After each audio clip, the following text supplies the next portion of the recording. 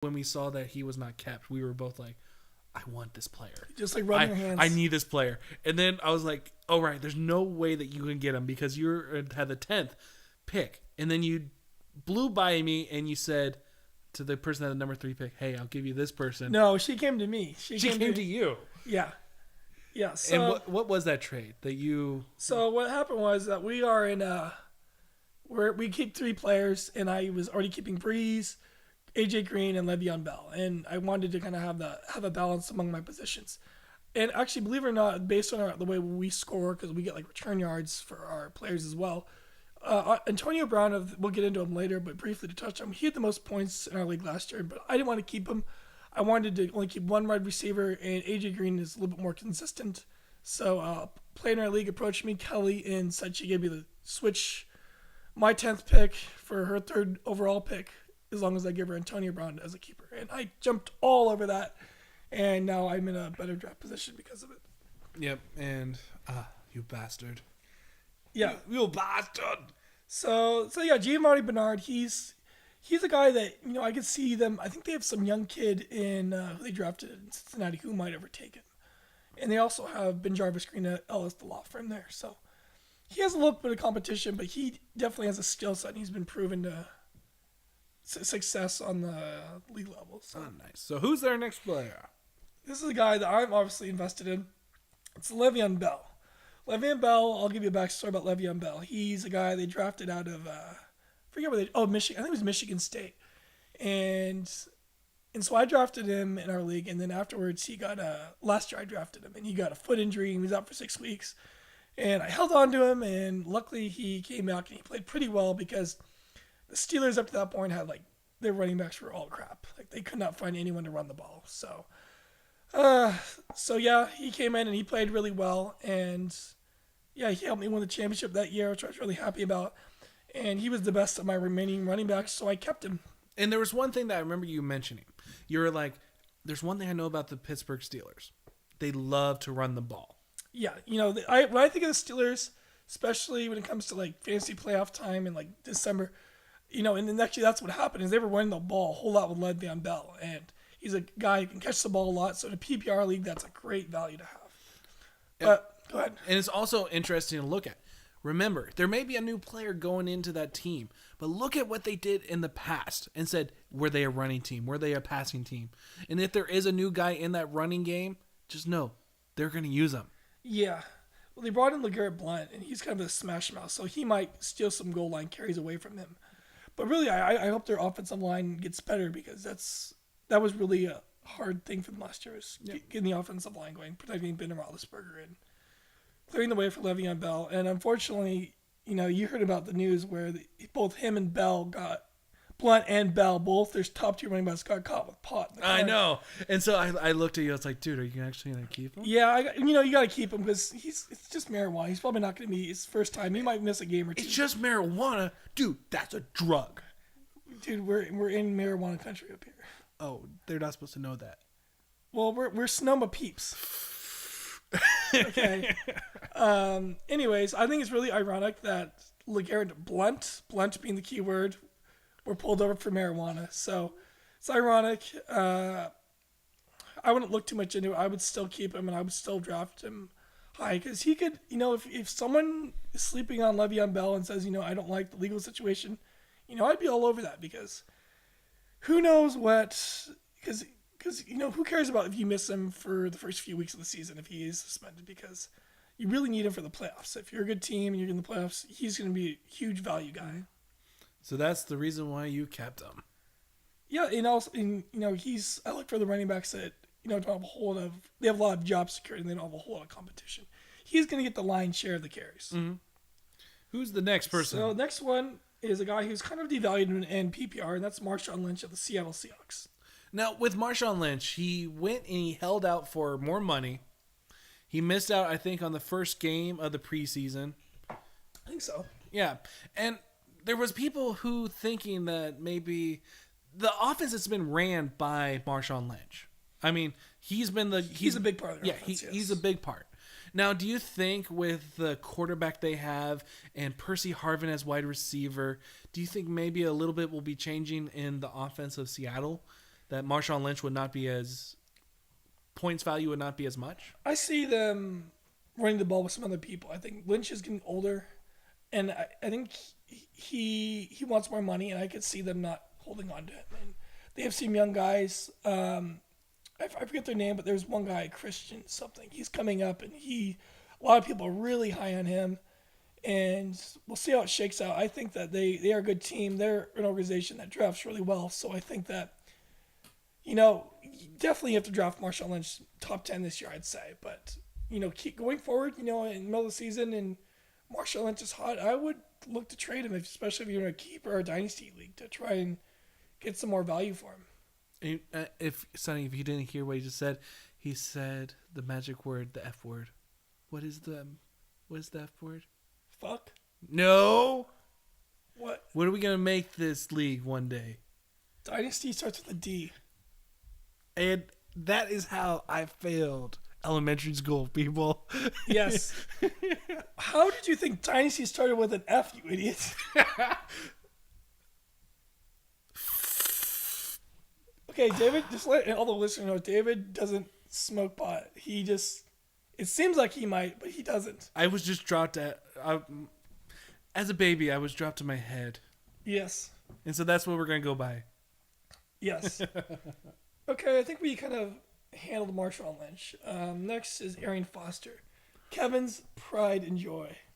The person that he goes after every year and says, this is the guy I want on my team. Arian Foster has been a fantasy stud for a few years, and Texans have really, run this guy into the ground. And, I'm really worried about Arian Foster because, he was considering, Arian Foster goes to the beat of his own drum. He marches to the beat of his own drum.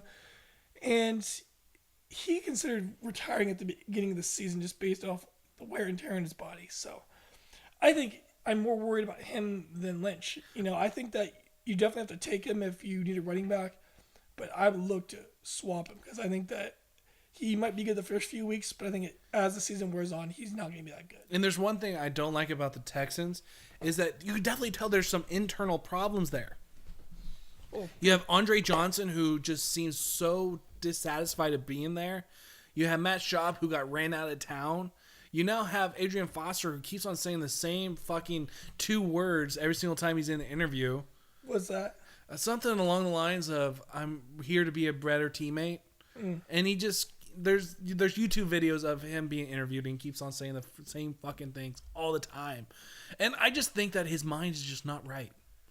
I think he's unsatisfied, and I hope he's not a player that will just bomb the season and be like, fuck this, I'm out. He could totally do that. I could see Arian Foster.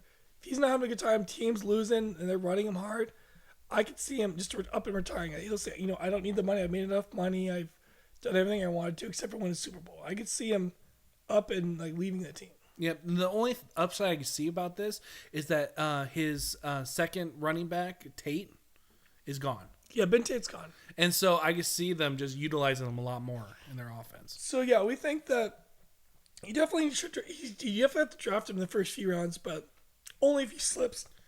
If he does, I'm trying to move him midseason. Because if I had Foster on my team, he would not be a keeper. I just don't think... No, you have to keep him just on the name value.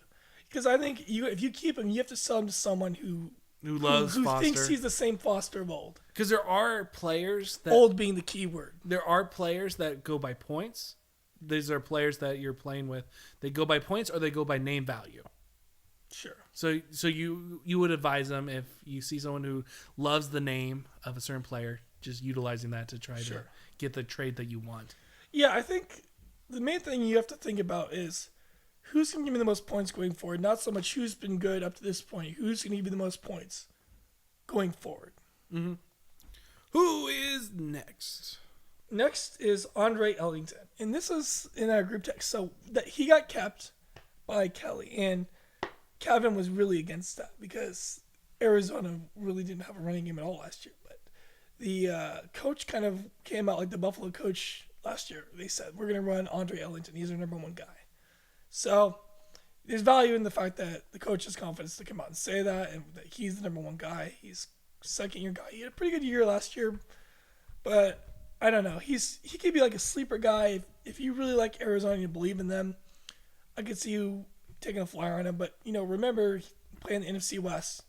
You have the Niners, you have the Seahawks in the division, and don't sleep on the Rams defense. Their defense is really good. Yep, and so if I would have had him, I definitely would not have kept him. But I don't feel like she really had a choice in the matter. I don't think she had those players that could have taken that place. She could have taken Andre Johnson, but it just came up to who she valued. I think that Andre Johnson would be a little bit safer, but I think she was going for a home run with. Yeah. I think he's the CJ Spiller of this year. I don't know if he'll end up like CJ Spiller, but that's the kind of like hype I'm comparing it to. Yeah. Let's just hope that he doesn't have like a Fred Jackson coming in there to take away almost half of his points. Yeah, who they have? They had I'm trying to. Who's the guy? Moreno? No, there was a guy who was on this. Oh, Mendenhall, Rashad Mendenhall. He's not there anymore, so he won't steal carries away from them. So next up is Reggie Bush. Reggie Bush was a guy I had him last year. I drafted him in the 3rd round, and the story behind Reggie Bush for me is I was looking at 3rd round, and there really was no other running backs that I really liked. I thought Reggie Bush, he's going to the Lions, he's going to catch some balls. He's probably the safest guy I could probably pick. And, he's my best running back the whole season, but thankfully I had Joyke Bell, his backup, and they were splitting carries with him almost the whole way. And Bush was fumbling the ball a lot at the end of the year. And I remember one game where they sat him down in the 2nd quarter, and that pissed me off because I didn't get any more points after that. So Reggie Bush is a really big risk guy that I'm not super comfortable in drafting again based on that he's going to have his carries shared with Joyke Bell. And the one thing you were talking to me about is that you are assuming that he is going, or you're predicting that he's going to become the 2nd running back in that offense. Yeah, I think that there's a very good possibility at the year's end Joyke Bell could be the starting guy there. Yeah. I think he might be a little bit younger, and I think that he's a little bit more durable and he doesn't cost as much. Because that's the one thing about the NFL. Things change. You can have a big name and be a Heisman Trophy winner and just be taken out the next week. Yeah, you just gotta stay healthy and you gotta not turn the ball over. That's the main thing. So what position would you say about drafting him? What, like, if you had the choice, like, what would you say is the safe spot? Bush was not kept in our league. I'm at 3 overall. Probably not going to pick him there. If he drops to me at 10, I consider it, but I'd look at my other options. He's the same thing. I'll take him if he's like the best player on the board, but I'm not going to feel really good about it. So I would say, it depends on your league. If 10-team league, I'd say probably 4th, 5th round. Okay. Late 4th, probably the 5th. If he gets to the 6th round, you got to grab him there.